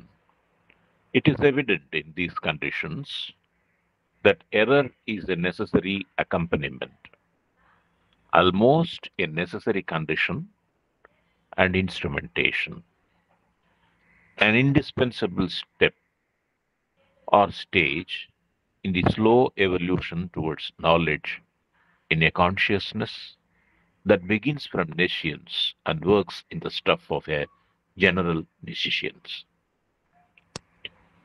The evolving consciousness has to acquire knowledge by an indirect means, which does not give even a fragmentary certitude. For there is at first only a figure or a sign, an image or a vibration, physical in character, created by contact with the object, and a resulting vital sensation, which have to be interpreted by mind and sense and turned into a corresponding mental idea or figure. Thank you. படிக்கட்டுமா sir? Yes, madam. Therefore, it is evident that error is a necessary accompaniment, almost a necessary condition and instrumentation. It is an indispensable step or stage in the slow evolution towards knowledge in a consciousness that begins from nescience and works in the stuff of a general nescience. The evolving consciousness has to acquire knowledge by an indirect means, that is through the senses. This does not give even a fragmentary certitude, because there is at first only a figure or a sign, an image or a vibration, physical in character, created by contact with the object, and a resulting vital sensation, which have to be interpreted by mind and sense and turned into a corresponding mental idea or figure. First, there is an image. The senses get an image of what happens, and the image excites a certain vital sensation, and the sensation is interpreted by the mind. The mind interprets and turns it into a mental idea or a figure. Thank you, sir. Thank you. முதல்ல பார்த்தோம் எப்படி வெளியில உள்ள தொடர்புகள்ல வந்து நம்ம சரியா imperfect grasping, wrong grasping இருக்குன்னு பார்த்தோம். அதே சமயம் நமக்கிட்டேருந்து ஒரு இன்ட்யூட்டிவ் ரெஸ்பான்ஸ் இருக்கும், அதை வந்து நம்ம மிஸ்இன்டர்பிரட் பண்ணிக்கிறோங்கிறத பார்த்தோம். இல்லை நம்ம நிறைய அனுபவத்தில் பார்க்கலாம். ஃபார் எக்ஸாம்பிள், ஒரு சாப்பாடு ஐட்டம் பார்க்குறோம். இந்த நம்பர் 1, அந்த சாப்பாடு ஐட்டத்தை பார்த்த உடனே அது வந்து சில சமயம் அது வந்து நம்ம உடலுக்கு ஏற்ற உணவாக இருக்காது. அதை நம்ம தப்பாக புரிஞ்சுக்கிறோம். நம்ம உடலுக்கு ஏற்ற உணவு அதோடைய வெளிப்புற தோற்றத்தை வைத்து தவறாக புரிந்து கொள்கின்றோம். இது ஒன்று. இரண்டாவது, சில உணவு வகைகளை பார்க்குறோம். அந்த உணவு வகைகளை பார்த்த உடனே இன்ட்யூட்டிவ் நமக்கே தோணும், இது வந்து நமக்கு சாப்பிட்டா உடம்பு ஒத்துக்காதுங்கிறத தோணும். இன்ட்யூட்டிவ் ரெஸ்பான்ஸ் இருக்கும். ஆனால் அந்த நேரத்தில் பார்த்தோம்னா மைண்ட் வந்து ஒரு சமாதானம் சொல்லும். மைண்ட் வந்து என்ன செய்யும், பரவாயில்ல, அது ஒன்றும் பண்ணாது. அதை வந்து அப்படியே அந்த இன்ட்யூட்டிவ் ரெஸ்பான்ஸ் இன்ட்யூட்டிவாக நமக்கு தெரியும். சில மனிதர்கள்ட்ட பேசுகிறோம், இந்த மனிதர்கள்ட்ட இதை பேசக்கூடாது, இந்த பேசினா இது வந்து ஆபத்து, இல்லை இதை தவிர்க்கலாம் அப்படிங்கிறது இன்ட்யூட்டிவாக நமக்கு தெரியும். அந்த இன்ட்யூட்டிவ் ரெஸ்பான்ஸுக்கு நம்ம வந்து செவி சாய்ப்பதில்லை, தப்பாக புரிஞ்சுக்கிறோம். நம்ம நிறைய விஷயத்தை நம்ம செய்கிறோம். நிறைய விஷயத்துல வெளி உலக தொடர்புகளினால் ஏற்படும் பொழுது நம்ம தப்பாக ராங் கிராஸ்பிங் பண்ணிடுறோம். ரெண்டாவது, நம்மக்கிட்ட இருக்கிற இன்ட்யூட்டிவ் ரெஸ்பான்ஸ் வந்து இருக்கும். இன்ட்யூட்டிவ் ரெஸ்பான்ஸ் வந்து ஒரு விஷயத்தை செய்கிறோம், இந்த காரியத்தை செய்ய வேணாம் அப்படிங்கிறது நமக்கு தோணும். ஆனால் அதை வந்து நம்ம சரியா புரிஞ்சுக்காம அந்த காரியத்தை மேற்கொண்டு செய்வோம். அதனால நிறைய பிரச்சனைகள் வர்றதை நம்ம சந்திக்க நேரிடும். இது வந்து எல்லா நம்ம வாழ்க்கையிலும் பார்க்குறோம். அது என்ன காரணம் அப்படின்னா, there is a misinterpretation of intuitive response of the mind. அதுதான் மெயின் காரணம். அதை ஒட்டி இன்னொரு கருத்தை தான் பகவான் இங்க கூறுகின்றார். என்ன கூறுகின்றார், இந்த பிழை அப்படிங்கிறது தவிர்க்க முடியாத ஒரு அம்சமாக இருக்கின்றது. நம்முடைய செயல்பாட்டில் பிழை அப்படிங்கிறது நெசசரி அக்காம்பனிமெண்ட் அப்படிங்கிறார். Almost necessary condition and instrumentation அப்படிங்கிறார். இது வந்து இந்த பரிணாமத்தினுடைய இயக்கத்துல ஒரு தவிர்க்க முடியாத ஒரு நிலை. It is an indispensable step or a stage in the slow evolution towards knowledge அப்படிங்கிறது. ஏன்னா நம்ம அறியாமையிலிருந்து நாலேஜுக்கு போறதுனால இது ஒரு தவிர்க்க முடியாத ஒரு நிலை அப்படிங்கிறார். ஏன் காரணம் அப்படின்னா நம்மளுடைய கான்சியஸ்னஸ் எப்படி இருக்கு, அறியாமை என்கின்ற நெஷன்ஸ் அப்படிங்கிற ஆப்சன்ஸ் ஆஃப் நாலேஜ் அப்படிங்கிற நிலையில அதுல இருந்து அறியாமைக்கு போகுது. அறியாமையிலையும் பார்த்தோம் அப்படின்னா ஹாஃப் நாலேஜ் ஆஃப் இக்னோரன்ஸ் அப்படிங்கிற நிலையிலிருந்து ஃபுல் நாலேஜ்க்கு அந்த அந்த அந்த ஜேர்னி அப்படிதான் போகுது. இந்த பயணத்துல இந்த எரர் அப்படிங்கிறது ஒரு தவிர்க்க முடியாது அப்படிங்கிறார். இது ஒரு அடிப்படை கருத்தாக பகவான் கோருகின்றார். ஏன்னா எரர் தவிர்க்க முடியாது, அவ்வளவுதான். ஆனா எரர்லயே பிழையாக இருக்க போறதில்லை. The moment we rise into a higher consciousness, இதுல மனிதன் இப்ப இருக்கக்கூடிய நிலையிலேயே பார்த்தோம் அப்படின்னா நம்மளுடைய கான்சியஸ்னஸ் நம்ம இப்ப இருக்கிற நிலையிலேயே உயர்த்தி கொள்வதன் மூலம் ஓரளவு இந்த பிழைகள்ல இருந்து நம்ம தப்பிச்சுக்கலாம். நம்மளுடைய கான்சியஸ்னஸ் லோவா இருக்கிற வரைக்கும் நம்ம பிழைகள்ல தான் இருப்போம். ஓரளவு நம்ம இப்ப இருக்கிற நிலையிலேயே நம்மளுடைய கான்சியஸ்னஸ் உணர்வு நிலையை நம்ம உயர்த்தி கொள்வதன் மூலம் இந்த பிழைகளில் இருந்து ஓரளவு நம்மை பாதுகாத்து கொள்ளலாம். இதுக்கு அடிப்படையான காரணம் மீண்டும் மீண்டும் பகவான் கூடிய காரணம் ஒன்றுதான். அது என்ன காரணம் அப்படின்னா நம்மளுடைய அக்விசிஷன் ஆஃப் நாலேஜ் எதன் மூலமாக நம்ம அறிவை பெற்றுக்கொள்கின்றோம், நேரடியான தொடர்பின் மூலமாக அல்ல, புலன்களின் மூலமாகத்தான் பெற்றுக்கொள்கின்றோம். புலன்களின் மூலமாக பெற்றுக்கொள்வது என்பது மறைமுகமான ஒரு வழி, இன்டைரக்ட் மீன்ஸ் அப்படிங்கிறார். அது டைரக்ட் மீன்ஸ் அப்படி கிடையாது. டைரக்ட் மீன்ஸ் அப்படின்னா என்ன அர்த்தம்? டைரக்டா என்னுடைய சப்ளிமினல் லெவல்ல நான் மற்றொரு அமைப்பினுடைய சப்ளிமினல் லெவல்ல தொடர்பு கொண்டோம் அப்படின்னா, சப்ளிமினல் லெவல்ல கான்டாக்ட் பரஸ்பரம் இருந்ததுன்னா அது டைரக்ட் நாலேஜ். சர்ஃபேஸ் லெவல்ல பரஸ்பரம் இருந்தது அப்படின்னா அது இன்டைரக்ட் நாலேஜ். அதனால்தான் பார்த்தோம் அப்படின்னா பெரிய ஞானிகள் அவங்கெல்லாம் ஒருவருடன் பரஸ்பரம் பரிமாற்றம் செய்து கொள்ளும் பொழுது அவர்கள் பேசிக்கொள்ளணும்னு அவசியம் கிடையாது. ஏன்னா அங்க இன்டைரக்ட் மீன்ஸை அவங்க கையாளணும்னு அவசியம் கிடையாது. டைரக்ட் மீன்ஸை தான் அவங்க கையாளுவாங்க. சப்ளிமினல் லெவலில் தான் அவங்க கான்டாக்ட் இருக்கும். ஆனால் நம்ம எப்படி செயல்படுறோம்? Through census. அதனால தான் இன்டைரக்ட் அப்படிங்கிறார். அதனால தான் நமக்கு எதுலேயுமே ஒரு எள்ளளவும் கூட உறுதித்தன்மை இல்லாமல் இருக்கு. ஃப்ராக்மெண்ட்ரி சர்டிஃபிகேட் கூட இல்லை நம்மளுக்கு. இதுதான் சரின்னு சொல்ல முடியுமா? முடியாது நமக்கு. என்ன காரணம் அப்படின்னா, இப்போ ஒரு பகவான் ஒரு ஒரு பொருளை நம்ம பார்க்குறோம். ஒரு பொருளை பார்த்தோம் அப்படின்னா அதனுடைய ஒரு இமேஜ் நம்ம பார்க்குறோம். ஒரு இமேஜ் பார்க்குறோம், அதனுடைய ஒரு ஒரு உருவத்தை பார்க்குறோம். அது என்ன செய்கின்றது? நம்மிடம் ஒரு அதிர்வை ஏற்படுத்துகின்றது. வைப்ரேஷன் பிசிக்கல் இன் கிரியேட்டட். அந்த தொடர்பினால நமக்குள்ள ஒரு சடநிலையில ஒரு அதிர்வை நம்முள் ஏற்படுத்துகின்றது. அந்த அதிர்வு என்ன செய்கின்றது? அதற்கு ஒத்த நம்மளுடைய பிராணம், நம்மளுடைய வைட்டல் லெவல்ல ஒரு வைட்டல் சென்சேஷனை உண்டாக்குகின்றது. முதல்ல பிசிக்கல் லெவல்ல நமக்கு ஒரு பிசிக்கல் லெவல்ல ஒரு பிசிக்கல் வைப்ரேஷன், ஒரு பொருளோ ஒரு ஒருத்தரை பார்க்குறோம், ஒரு விஷயத்த நடக்குது, அந்த விஷயத்தை நம்ம பார்க்குறோம், அப்சர்வ் பண்ணுறோம். இது ஃபிசிக்கலாக நடக்குது. ஃபிசிக்கலாக நடக்கிறது என்ன செய்கிறோம்? அது சென்சேஷனலாக மாறுது இல்லையா? எந்த விஷயமும் ஃபிசிக்கலாக நடக்கிறத பார்க்கும் பொழுது இட் பிகம்ஸ் அவர் சென்சேஷனாக மாறிடுது. நமக்குள்ளே சென்சேஷனாக மாறிடுது. சென்சேஷனாக மாறுறது அடுத்த நிலை. ஃபிசிக்கல்லேருந்து வைட்டலுக்கு போகுது. அந்த நிலையில நிற்கிறது இல்லை. அதுக்கு அடுத்த நிலை மைண்ட் லெவலுக்கு போகுது. மைண்ட் இன்டர்பிரட் பண்ணுது. அது மைண்டை ஒட்டுன சென்ஸ் இருக்கு இல்லையா? அது என்ன செய்கின்றது? இது எல்லாத்தையும் குறித்த ஒரு எண்ணத்தை அது உருவாக்குகின்றது. ஸோ இப்படிதான் நம்ம நாலேஜ் கெயின் பண்றோம். பிசிக்கலா ஒன்று பார்க்குறோம், ஒரு வைப்ரேஷன் உண்டாக்குகின்றது, அதுக்கு ஒத்த ஒரு வைட்டல் சென்சேஷன் நமக்குள்ள வருது, அதற்கு ஒத்த ஒரு மென்டல் ஐடியா நமக்குள்ள உருவாக்குன்றது. ஒரு இடத்துக்கு போறோம், ஒரு இடத்துல 2-3 பேர் பேசிட்டு இருக்கிறாங்க அப்படின்னா அது அந்த பேசிட்டு இருக்கிற விஷயம் அப்படிங்கிறது நம்ம மைண்ட்ல அப்சர்வ் பண்ணிக்கிறோம். அப்புறம் அவங்க என்ன நினைக்கிறோம்? இவங்க நம்மளை பத்தி தான் பேசிட்டு இருக்கிறாங்க, நம்மளை பத்தி புகழ்ந்து பேசுறாங்கன்னு நினைக்கலாம், இல்லை நம்மளை பத்தி இழந்து பேசுறாங்க அப்படின்னு நினைக்கலாம். இது வைட்டலா போயிடுது. உடனே நம்ம என்ன பண்றோம்? மைண்ட்ல நம்ம தப்பா திங்க் பண்றோம். ஓஹோ, இவங்களுக்கெல்லாம் என் மேல ஒரு நல்ல அபிப்பிராயம் கிடையாது, இவங்க எனக்கு எதிராக செயல்படுறாங்க இப்படின்னு ஒரு மென்டல் ஐடியாவை நம்ம கிரியேட் பண்றோம். இப்படிதான் நம்ம புரிந்து கொள்ளுதல் நடைபெறுகின்றது அப்படிங்கிறார். ஃபர்ஸ்ட் வந்து எல்லாம் இமேஜாவை தான் நம்ம உள்ள வாங்கிக்கிறோம். நம்முடைய சென்சஸ் வந்து வெளியில நடக்கக்கூடிய விஷயத்த ஒரு இமேஜா தான் வாங்கிக்குது.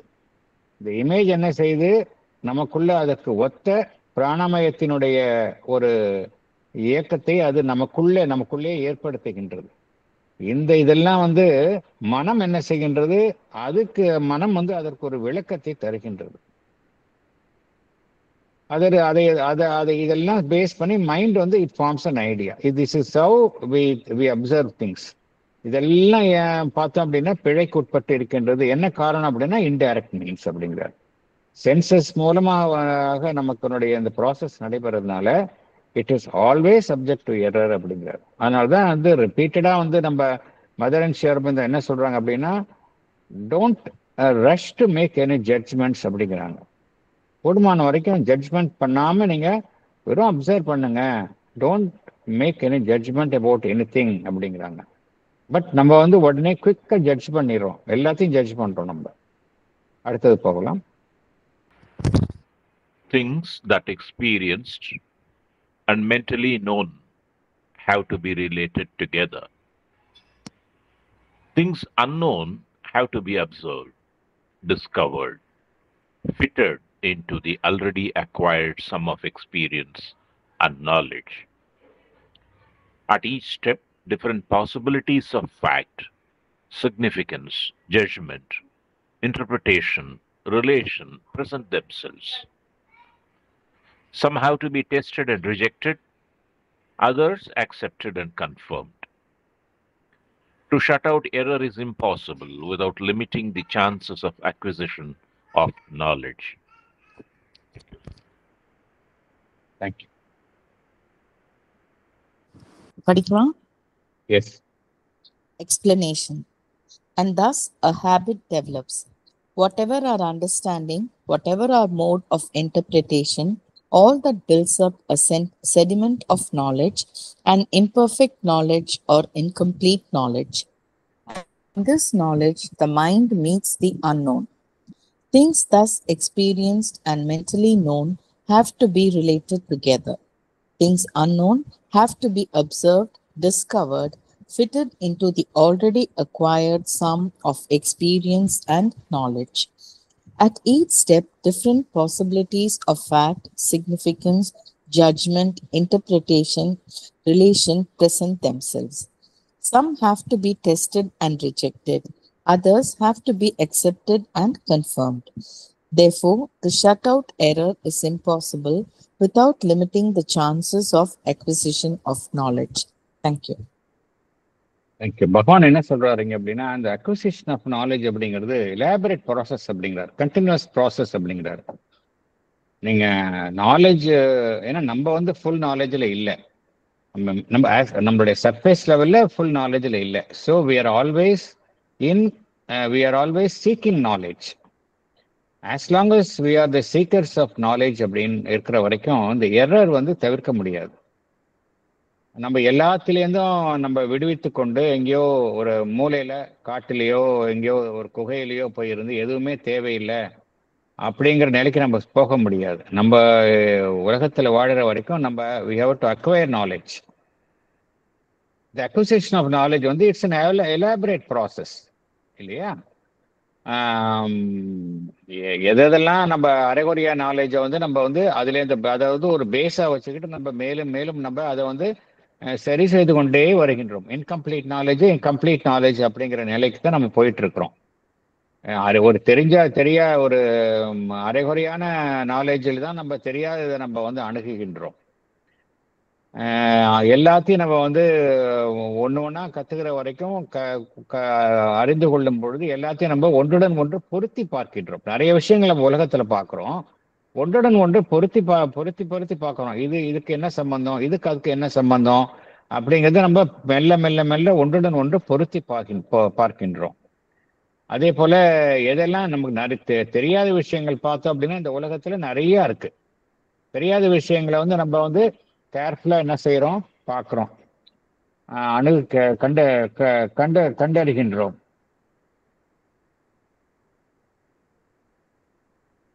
அதே போல நமக்கு என்ன தெரிஞ்சு வச்சிருக்கிறோமோ அதுல வந்து தெரியாத விஷயத்த நமக்கு தெரிஞ்ச வரைக்கும் அதை ஃபிட் பண்ணிக்கிறோம். ஒரு விஷயம் நமக்கு புதுசா கத்துக்கிறோம் அப்படின்னா நமக்கு ஏற்கனவே தெரிஞ்ச விஷயத்தோட நம்ம அதை வந்து ஃபிட் பண்ணிக்கிறோம். ஒரு ஒரு ஒரு சயின்டிஸ்ட் இருக்காரு அப்படின்னா அவர் வந்து அவருக்கு ஏதோ ஒரு விஷயம் தெரிஞ்சிருக்கும்.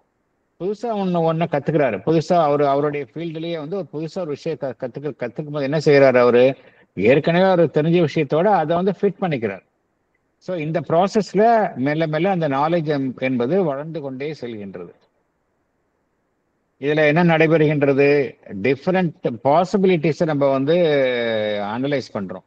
இப்படி இருக்கலாமா, அப்படி இருக்கலாமா, இது சாத்தியமா, இது சாத்தியம் இல்லையா அப்படிங்கறதெல்லாம் நம்ம அனலைஸ் பண்றோம். ஒவ்வொரு விஷயத்தினுடைய முக்கியத்துவத்தையும் நம்ம கவனத்தில் எடுத்துக்கிறோம். அப்புறம் சரியாக கணிக்கிறோம். இந்த விஷயம் இப்படிப்பட்டதா அப்படிங்கிறத நம்ம ஒன்னையும் கவனிக்கிறோம். நம்ம கணிக்கிறோம், இன்டர்பிரட் பண்றோம். இதெல்லாம் நம்ம செய்கிறோம். சில விஷயத்தை நம்ம வந்து அதை சோதிச்சு பார்க்கிறோம். சரியா இருந்ததுன்னா ஏத்துக்கிறோம், சரியா இல்லை அப்படின்னா நம்ம அதை விளக்குகின்றோம். எதெல்லாம் வந்து நாம் ஏற்றுக்கொள்கின்றோமோ அதை நாம் உறுதி செய்கின்றோம், ஏற்றுக்கொள்கின்றோம். ஸோ இந்த ப்ராசஸ் வந்து என்ன சொல்றார் பகவான்? என்ன சொல்றார்? இதுதான் நம்மளுடைய யூஸ்வல் வே ஆஃப் நம்மளுடைய மேற்புற உணர்வு நிலையில இருக்கிற வரைக்கும் இன்டைரக்ட் மீன்ஸ் செயல்படுறதுனால இத்தகைய ஒரு எலாபரேட் ப்ராசஸில் தான் நம்மளுடைய நாலேஜ் அக்விசிஷன் ஆஃப் நாலேஜ் மனிதன் வந்து அறிவை வந்து பெருக்கிக் கொள்கின்றான். இந்த நிலையில வந்து பிழை என்பது தவிர்க்க முடியாது அப்படிங்கிறார். அது என்ன சொல்றாரு? மனித குலம் பிழையில இருக்கு அப்படின்னா தவிர்க்க முடியாது. ஏன் தவிர்க்க முடியாதுன்னா இதுதான் காரணம் அப்படிங்கிறார். To shut out error is impossible without limiting the chances of acquisition of knowledge. இது எப்படி புரிஞ்சுக்கணும் அப்படின்னா, as long as we acquire knowledge, there is always possibility of error. அப்படிதான் இந்த சென்டென்ஸ்னுடைய அர்த்தம். அதுதான். அடுத்தது போகலாம்.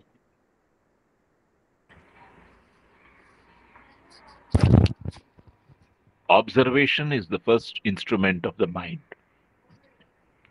But observation itself is a complex process, open at every step to the mistakes of the ignorant, observing consciousness. Misprision of the fact by the senses and the sense mind, omission, wrong selection, and putting together unconscious additions made by a personal impression or personal reaction create a false or an imperfect composite picture. To these errors are added the errors of inference, judgment, interpretation of facts by the intelligence. When even the data are not sure or perfect, the conclusions built on them must also be insecure and imperfect. Thank you, sir. Thank you.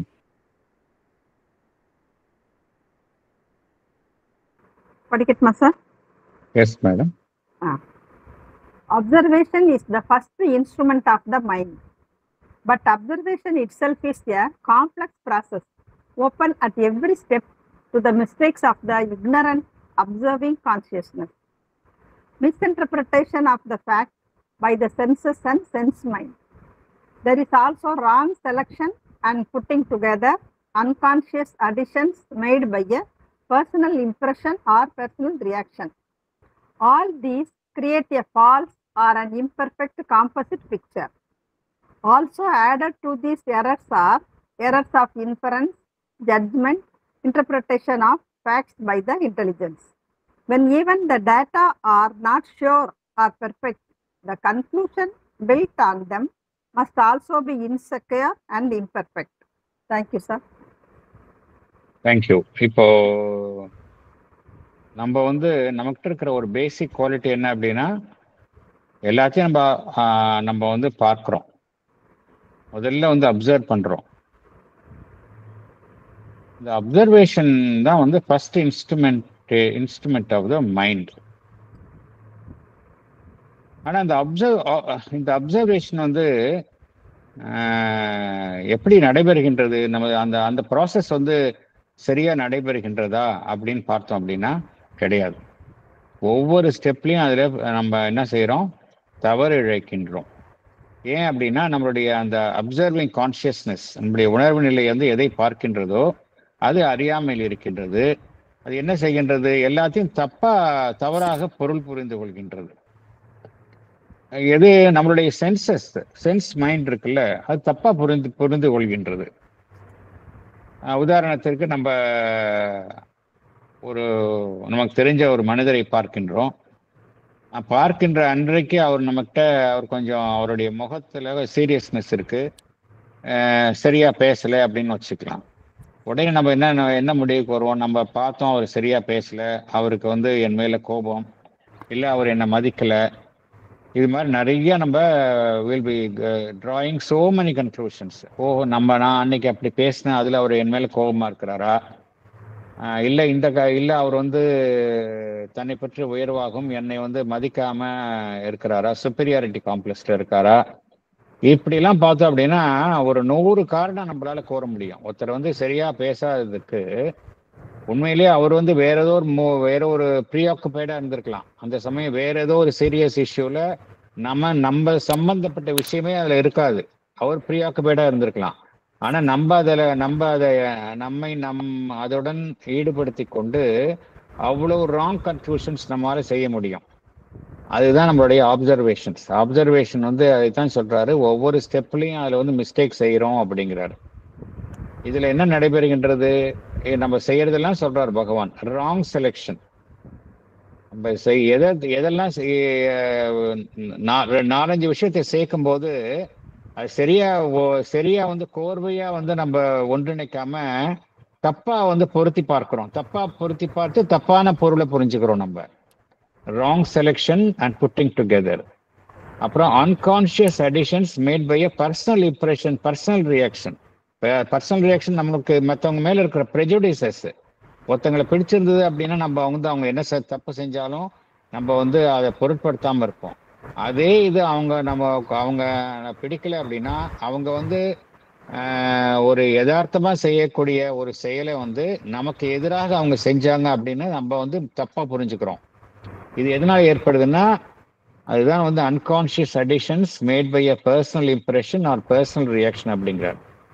இதெல்லாம் வந்து ஒரு தப்பான ஒரு பொய்யான ஒரு ஒரு ஒரு பிக்சரை நமக்குள்ள உருவாக்குது. இதெல்லாம் வந்து பார்த்தோம் அப்படின்னா it creates a wrong picture, false or an imperfect picture அப்படிங்கிறார். இதுல எகைன் பார்த்தோம் அப்படின்னா எகைன் நிறைய பிழைகள் சேர்ந்துக்குது. ஒரு விஷயத்த வந்து நம்ம தப்பா புரிஞ்சுக்கிறது, தப்பா இன்ஃபர் பண்ணிக்கிறது, இது நம்ம எல்லாருமே செய்யறோம். Errors of inference. ஒரு விஷயம் நடக்குது, ஒரு விஷயம் ஒருத்தர் சொல்றாரு அப்படின்னா அதை வந்து அது சரி எந்த கான்டெக்ட்ல சொல்றாரு அப்படின்னு புரிஞ்சுக்காம நம்ம தப்பா புரிஞ்சுக்கிறதுக்கு நிறைய வாய்ப்பு இருக்குது. Errors of inference. ஜட்ஜ்மெண்ட் வந்து ராங் ஜட்ஜ்மெண்ட்ஸ் வந்து நம்ம எல்லாருமே செய்யறோம். தப்பா இப்போ ஒருத்தரை பத்தி ஜட்ஜ் பண்றது. அதே போல ஒரு விஷயம் வருது அப்படின்னா நம்முடைய அறிவு வந்து அதை செயல்பட்டு ராங்கா இன்டர்பிரட் பண்ணிக்கிறது. இதெல்லாம் தான் நமக்கு கிடைக்கக்கூடிய அடிப்படை தகவல்களாக இருக்கின்றன. இதுதான் அப்சர்வேஷன்ல கிடைக்கக்கூடிய தகவல்கள்லாம் பார்த்தோம் அப்படின்னா இப்படிதான் நம்மெல்லாம் செயல்பட்டு கொண்டு இருக்கின்றோம். அப்படிப்பட்ட தகவல்களை வைத்துக்கொண்டு எப்படி நம்ம ஒரு சரியான முடிவுக்கு வர முடியும், அந்த கேள்விதான் பகவான் இங்க கேட்கிறார். When even the data are not sure or perfect, the conclusions built on them must also be insecure and imperfect அப்படிங்கிறார். இது எப்ப முடியும் அப்படின்னா இது நம்ம இப்ப இந்த நிலையில தான் நம்ம இருக்கிறோம். எப்ப நம்ம வந்து இந்த குறையிலேருந்து நம்ம வந்து விடுவித்துக் கொள்ள முடியும் அப்படின்னா எகெயின் மதர் சொல்ற ஒரே பிரின்சிபிள் தான், ஸ்டெப்பிங் பேக் தான். as long as we live in the outer consciousness, நம்ம இப்படித்தான் பண்ணிட்டு இருப்போம். ஸ்டெப் பேக் பண்ணி எல்லாத்திலையும் பண்ணணும் அப்படின்னா இந்த பிழையை செய்வதிலேருந்து நம்ம குறைச்சிக்கலாம். பிழை இல்லாம இருக்காது. as long as நம்ம வந்து வெளி உலக தொடர்புகளை இன்டைரக்ட் சென்சஸ் மூலமா நம்ம தகவல்களை பெற்றுக்கொள்ளும் வரை இந்த பிழை என்பதை அவாய்ட் பண்ண முடியாது. ஆனா இதை குறைச்சிக்கலாம். எப்படின்னா நம்ம சர்ஃபேஸ்ல இல்லாம ரியாக்டிவா இல்லாம ஒவ்வொரு தடவையும் உள்ளுக்குள்ள போய் நம்ம இருந்தோம் அப்படின்னா இந்த பிழைகள், இந்த அப்சர்வேஷன்ல வரக்கூடிய மிஸ்டேக்ஸ் நம்ம புரிஞ்சுக்கலாம். ஸோ இதெல்லாம் என்ன சொல்றார் பகவான், என்ன சொல்றார் அப்படின்னா, நம்ம இருக்கக்கூடிய நிலை, இந்த அரை ஹாஃப் நாலேஜ் ஹாஃப் இக்னோரன்ஸ் அப்படிங்கிற நிலையில நம்ம as long as we depend on our senses for acquisition of knowledge, ஐம்புலன்களை நம்பி இருக்கிற வரைக்கும் பிழை என்பது தவிர்க்க முடியாது அப்படிங்கிறத சொல்றாரு. இந்த பிழை என்பது எப்படி வந்து அடுத்த ஸ்டெப் எப்படி போகுது, ஃபால்ஸ்ஹுட்டுக்கு போகுது அப்படிங்கிறத வர பேராகிராஃப்ஸ்ல எக்ஸ்பிளைன் பண்றா. நம்ம அடுத்த இதில் செஷன்ல